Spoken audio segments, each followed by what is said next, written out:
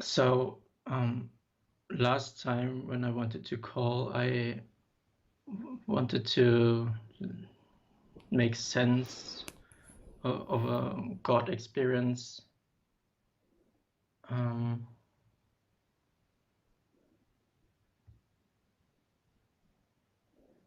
Yeah, maybe. Yeah, I talk about that first, maybe. Okay.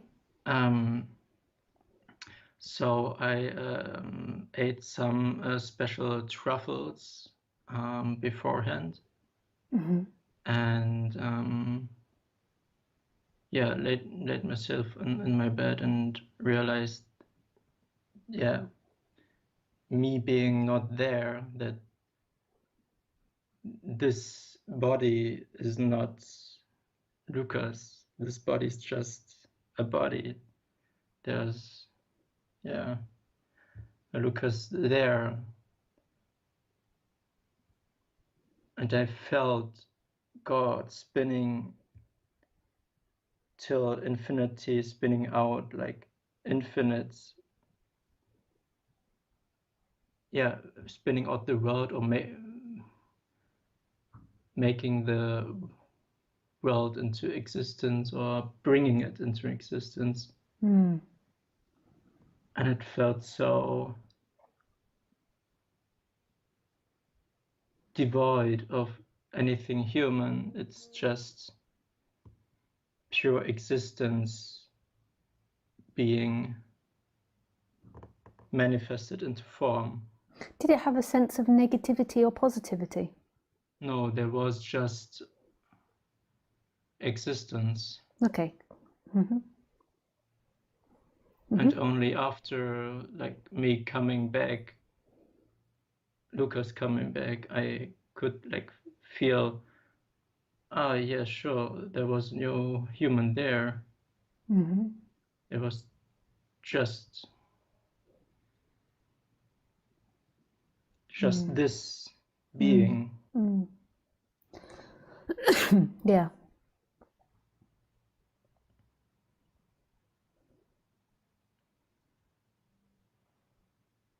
And after that,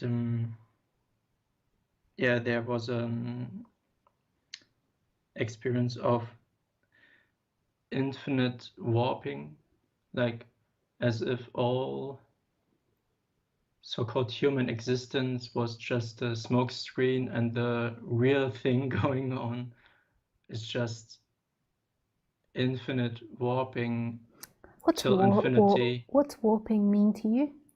It's like a Like turning. fractals. Yeah, you could say so. Yeah.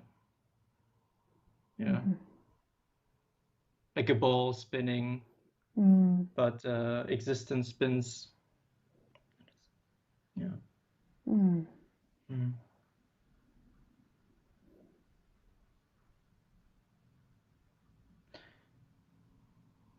Yeah, and when I like remember now, it just feels so distant, so foreign. So, well, I'm like versed, so to speak, and You're what, sorry? I know, like, okay, I've met God and infinity, and not cannot that I cannot make sense of the experience, or I know all that, but it still feels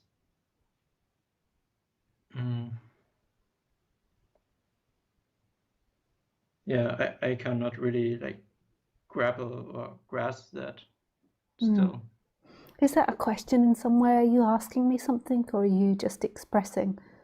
Like, I'm not like judging. I mean, like, are you asking me to try and help explain it to you?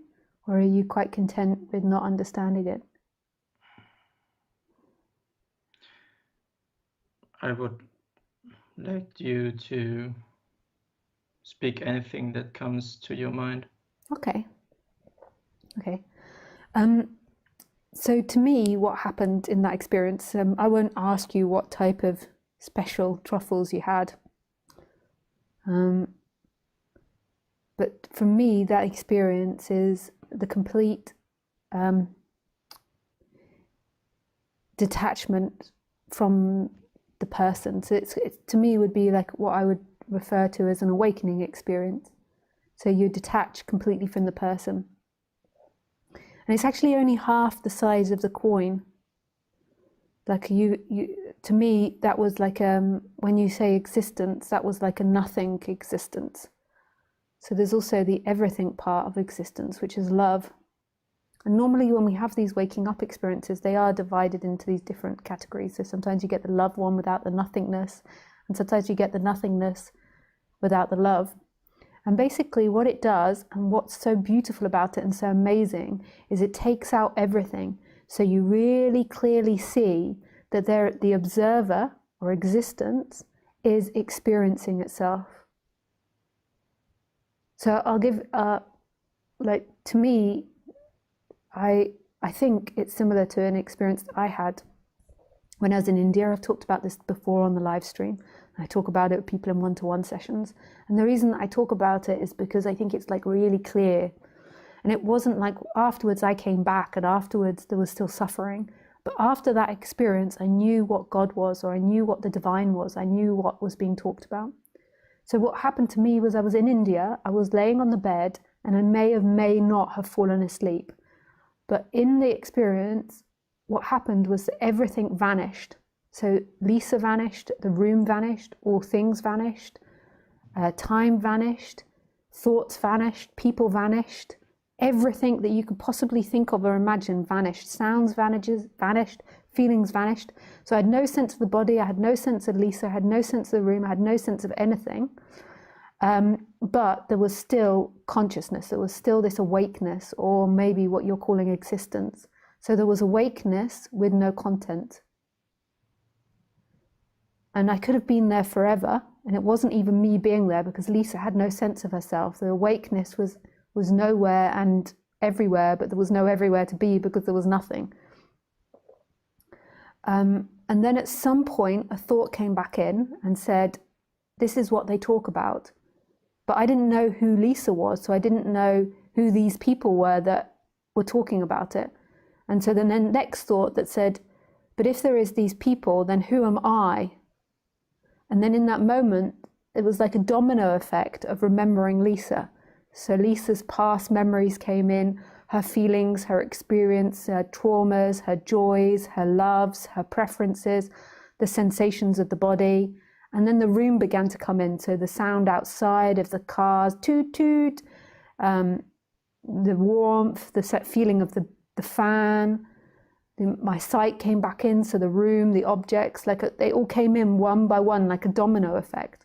And so what that did was that was like an awakening, and it really clearly showed me that there was something that was experiencing this that was prior to Lisa. It was prior to everything, and it was absolutely neutral. Had no color to it, but yet it was experiencing and it was awake. And it was possible that that happened without Lisa being there.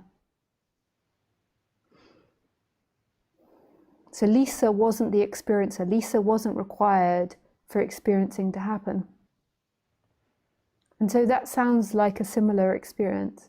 And it's complete stripping away of everything. And then after that, whenever anyone talked about this subject, I knew exactly what they meant. It was like and it wasn't even Lisa that knew what it meant. It was like something had been pulled open. And as soon as someone spoke about it, this existence was recognizing itself. So even now when I'm speaking about it, this existence is like, knows it. And then also the Lisa character knows it because she's understood it, because she knows the before and the after, but that's intellectual. But then there's another part that knows it beyond Lisa. It recognizes itself. And this is an awakening. There's all these other awakenings that happens, but this is one part of the awakening.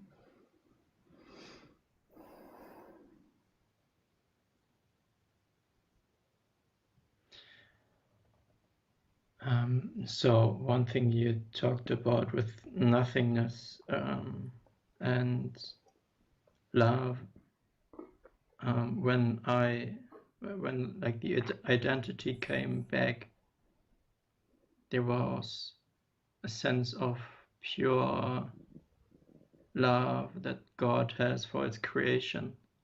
Mm. And there was,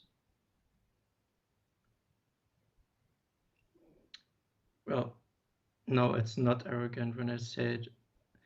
It was God speaking through the mouth, but it wasn't me speaking, it was God speaking. Mm. And I felt just pure love for the creation. And it's also, this also is connected to the other thing I wanted to talk about 2 years ago. I could like feel into this moment right now, existence, and tune into this pure love that is just making this possible. Mm. Mm. And I feel so much gratitude, but I cannot make sense of it. Like, like how do I use it? Yeah, it's absolutely unusable. And it's That's so the beautiful. great thing. Yeah, that's the great thing about it. You can't use it. Like everything, the human is always looking for use. Like, what can I do with this, or what can I do with that, or how can I help use that to help me survive or improve my survival? And this is absolutely unusable. It's beyond that. That's what makes it unconditioned love.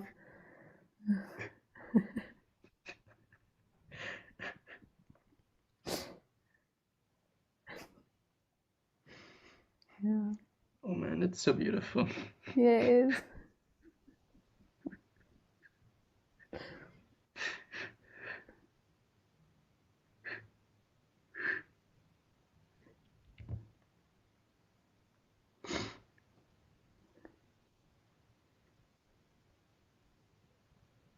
Yeah. And so the love side. Yeah. On the love side, what? It's okay. You can finish off having the response. It's beautiful.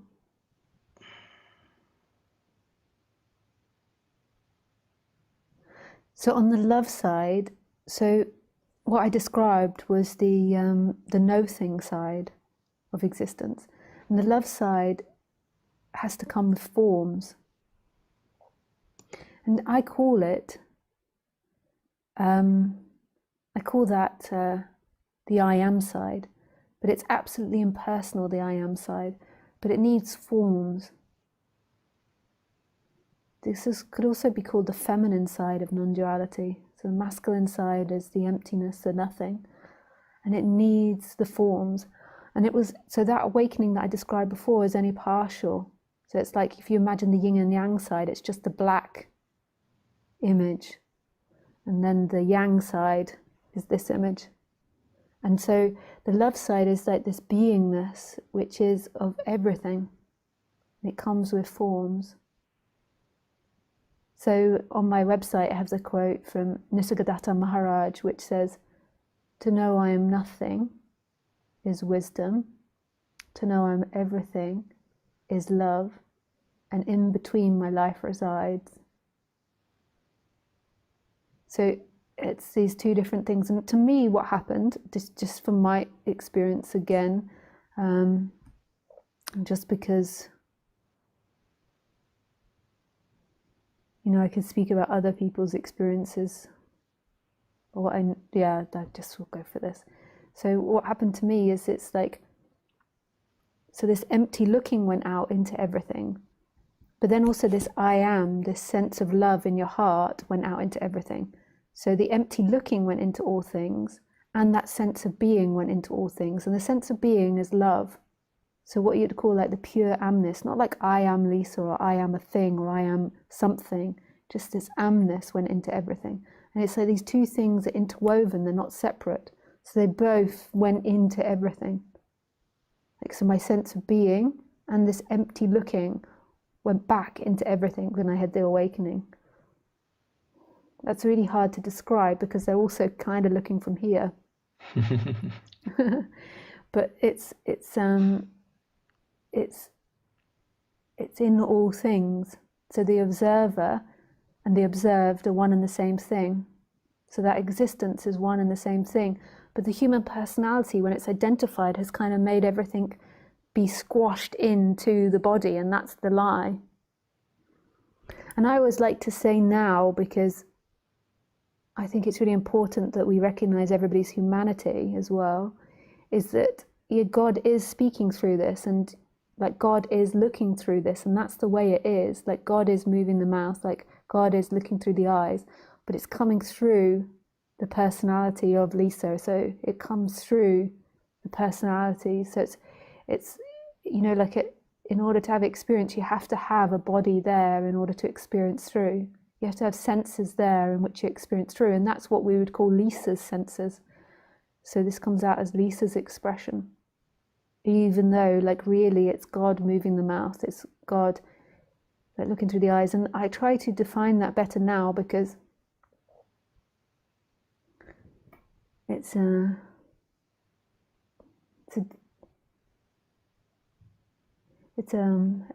difficult area. You mean it's just happening on its own without control, just like water flowing down the river? Yeah, totally. It's beautiful. That's beautiful, but it's a difficult area. I just meant as in like saying now that this is God speaking or good God looking. Of course it is everywhere, but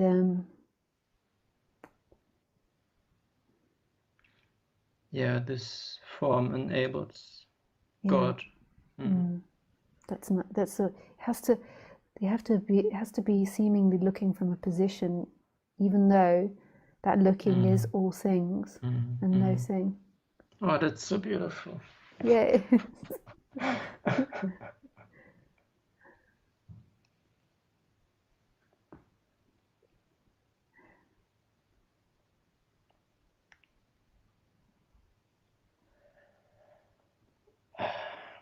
You're also right that with what you were talking about with non-duality, one fix the person itself. It just, yeah.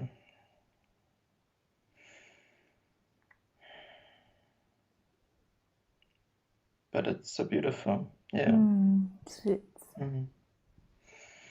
The constant lover, as Tony Parsons would say. I think that's such a nice expression. It's like, it's always loving. The essence is always there, like embracing everything that happens. Otherwise, this life would be really torturous if you're just identified without knowing that.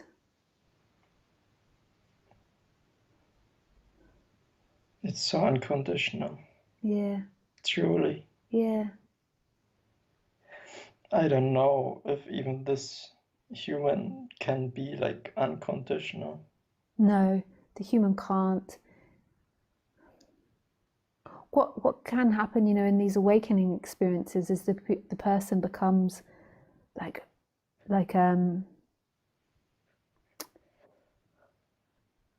really unfeathered or unattached, so it becomes very see-through.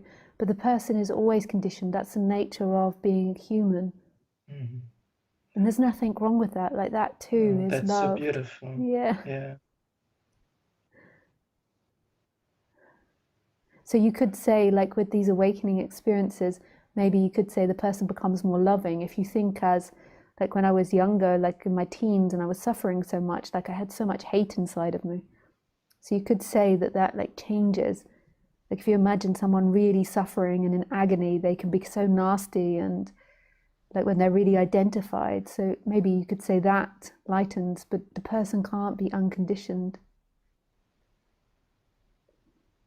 That's the nature of anything. Just like a box can't be unconditioned. The box is conditioned to be a box. It can't suddenly become a circle. Yeah. It's got to keep the form of a box. Or if something more complicated, or a dog, like the dog can't just suddenly sit up and start being a cat. It's got to maneuver in the conditions of a dog.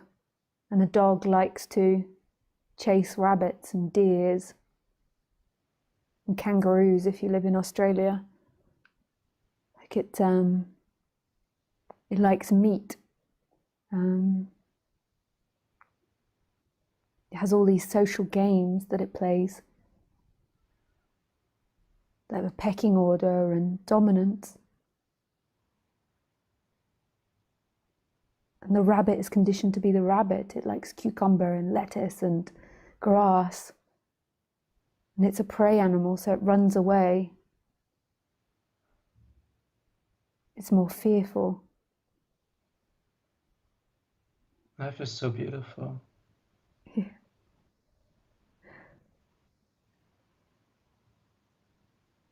Yeah.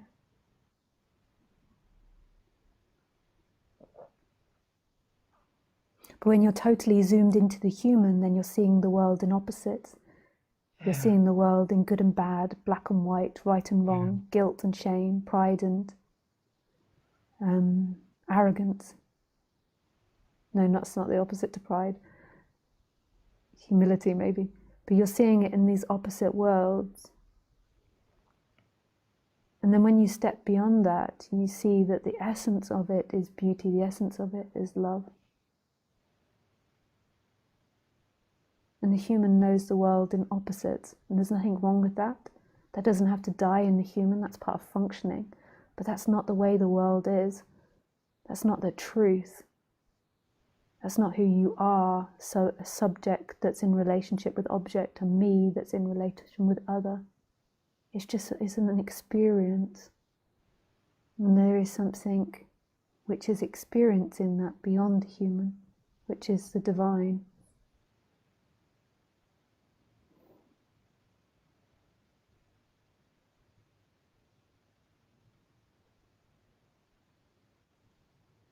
Thank you, Lisa. Well, it's a pleasure, Lucas. Thank you so much. That was really beautiful. Like I really felt connected in that.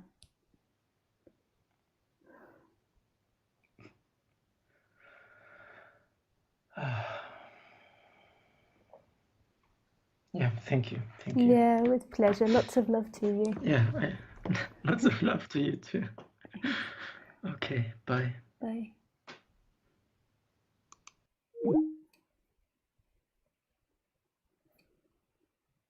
So sweet.